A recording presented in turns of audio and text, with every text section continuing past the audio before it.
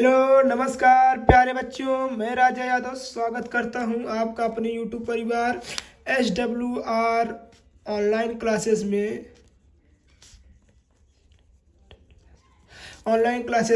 तो प्यारे बच्चों, कैसे हो आप सब? उम्मीद है आप बढ़िया होंगे, आपकी पढ़ाई बेहतर चल रही होगी। मैं राजा यादव आज आपके लिए लेकर आया हूँ क्लास 12। क्या लेकर आया हूँ प्यारे बच्चों? आज आपके लिए लेकर आया हूँ क्लास 12 बायोलॉजी। इसमें आपको 5 नंबर का क्वेश्चन कराया जा रहा है, जो कि आपके बोर्ड एग्जामिनेशन के लिए बहुत ही महत्वपूर्ण रहेगा। आपको आज अपूर्ण प्रभाविता और सह प्रभाविता में अंतर बताया जाएगा, जो कि हमारे बोर्ड में 5 नंबर का आता है। तो ठीक है प्यारे बच्चों, उम्मीद है प्यारे बच्चों आप इस पे बहुत ही प्यार दिखाएंगे लाइक और सब्सक्राइब के साथ। तो प्यारे बच्चों आइए देखते हैं अपूर्ण प्रभाविता किसे कहते हैं। तो जैसे कि आपको पता है, ये हमारे पेपर में 3 से 4 सेट में पूछ चुका है, ठीक है इस साल। तो आज हम आपके लिए लेकर आए हैं अपूर्ण प्रभाविता और सह प्रभाविता में अंतर। तो आइए देखते हैं अपूर्ण प्रभाविता किसे कहते हैं।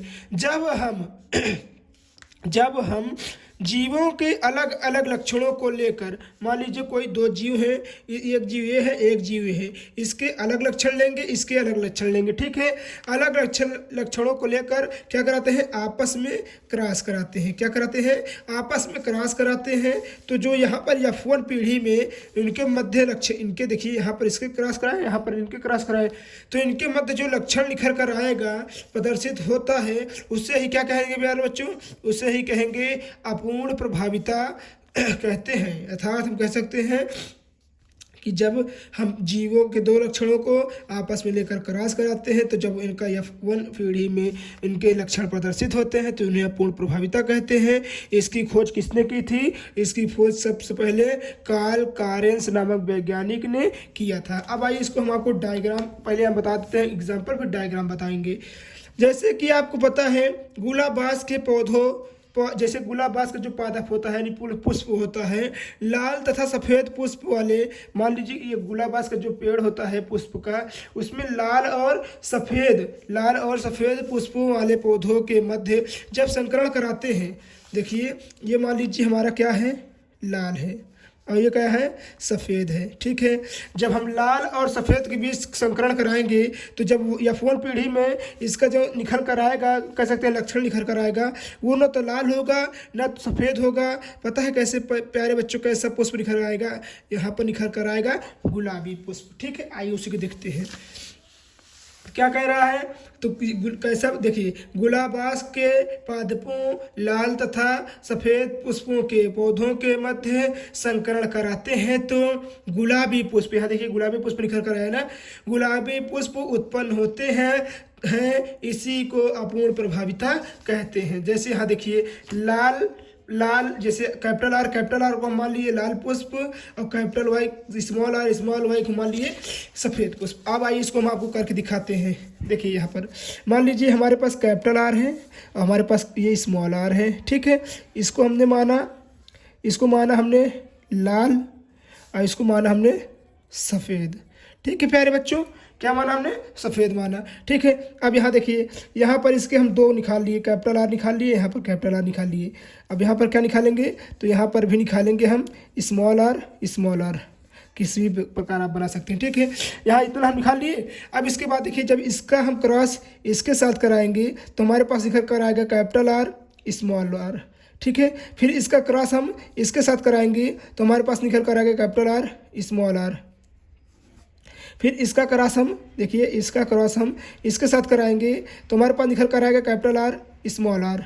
फिर इसका क्रॉस देखिए, इसी का क्रॉस हम जब इसके साथ कराएंगे ई वाले पौधे के साथ, तो हमारे पास निकल कर आएगा कैपिटल आर स्मॉल आर। तो देखिए इसमें सभी capital R small R, capital R small R, capital R small R, capital R small R आ रहे हैं ना।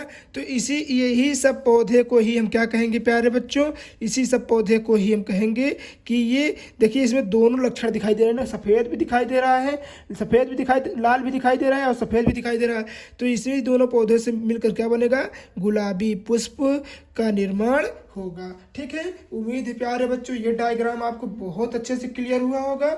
अगर क्लियर अच्छे से हुआ हो तो प्लीज़ वीडियो को लाइक करें एंड चैनल को सब्सक्राइब करना नहीं भूलिएगा। अब आइए देखते हैं अप्रभाविता का नियम। अब आइए देखते हैं सहप्रभाविता का नियम। अब आइए देखते हैं सहप्रभाविता। तो सहप्रभाविता किसे कहते हैं? यदि किसी जीन के दोनों युग्म विकल्पी या कारक, यदि दोनों मतलब जो अभी हम कैपिटल आर स्मॉल आर लिए थे वो तो हमारा अप्रभाविता में था, परंतु ये सहप्रभाविता है। इसमें हमने कैपिटल R1 को मान लिया, इसको मान लिया हम 1 और कैपिटल R2 को मान लिया 2, मतलब एक युग्म विकल्पी R1 होगा और दूसरा युग्म विकल्पी R2 होगा। तो यदि किसी जीन के दोनों युग्म विकल्पी या कारक F1 पीढ़ी में साथ साथ प्रदर्शित होते हैं तो उसे हम सहप्रभाविता कहते हैं। मान लीजिए जो हमारे पास, जैसे कि मान लिए हमारे पास 2 लक्षण है, कोई 2 लक्षण है, ठीक है।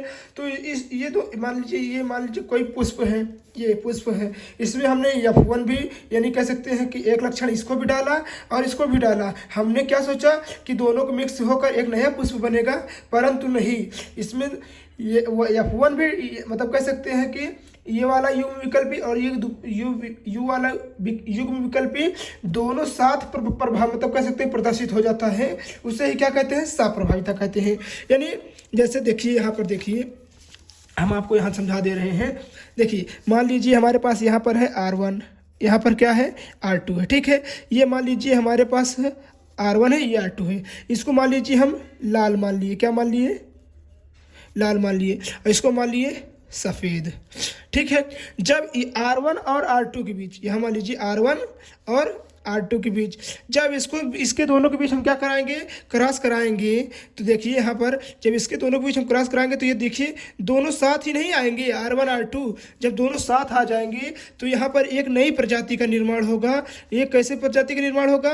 नई प्रजाति का निर्माण होगा। यहाँ मान लीजिए लाल, नहीं तो यहाँ मान लीजिए कुछ भी, मान लीजिए काला मान लीजिए, तो यहाँ एक नई प्रजाति का निर्माण होगा जिसे हम कहेंगे चितकबरी।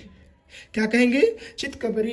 जैसे कि हम एक सफ़ेद गाय होती है और काला सांड के बीच संलयन कराते हैं तो चितकबरी संतान पैदा होती है, जिसे हम दोगली संतान भी कहते हैं। उसे क्या कहेंगे प्यारे बच्चों? उसे ही हम कहेंगे सहप्रभाविता का नियम। यानी कह सकते हैं कि उसमें लाल भी रहेगा और सफ़ेद भी रहेगा, या तो कह सकते हैं उसमें काला भी रहेगा और सफ़ेद भी रहेगा। उम्मीद है प्यारे बच्चों मैं जो कहना चाहता हूँ आप समझ गए होंगे कि ऐसे लक्षण जो दोनों पीढ़ी में अलग पहली पीढ़ी में अलग अलग हो, परंतु दोनों को जब मिलाकर संलयन कराया जाता है तो दूसरी पीढ़ी में वो एक होकर लक्षण प्रदर्शित करते हैं। उसे ही हम कहते हैं प्यारे बच्चों, उसे क्या कहते हैं? सहप्रभाविता का नियम कहते हैं। ठीक है, उम्मीद है प्यारे बच्चों यहाँ देखिए आपको एग्जाम्पल के माध्यम से बताए हैं कि लाल भूरे R1 R2 तथा सफ़ेद भूरे R2 देखिए R1 R2 इसको भी कहते हैं सांड, वह गाय के मध्य जब हम संकरण कराते हैं तो उसकी संतानें चितकबरी, देखिए हमने बताया ना चितकबरी F1 पीढ़ी में उत्पन्न होती हैं। तो F1 पीढ़ी में कैसी संतानें उत्पन्न होंगी? तो F1 पीढ़ी में चितकबरी संतानें उत्पन्न होंगी, उसे ही कहते हैं सहप्रभाविता का नियम। उम्मीद है प्यारे बच्चों यह वीडियो आपको बहुत अच्छा लगा होगा। यदि वीडियो अच्छी लगी हो तो प्लीज़ वीडियो को लाइक करें एंड चैनल को सब्सक्राइब करना अगर नए हो तो, और अपने दोस्त तक और क्लासमेटों तक शेयर करना नहीं भूलिएगा। मिलते हैं किसी और मज़ेदार वीडियो में, तब तक के लिए जय श्री राम।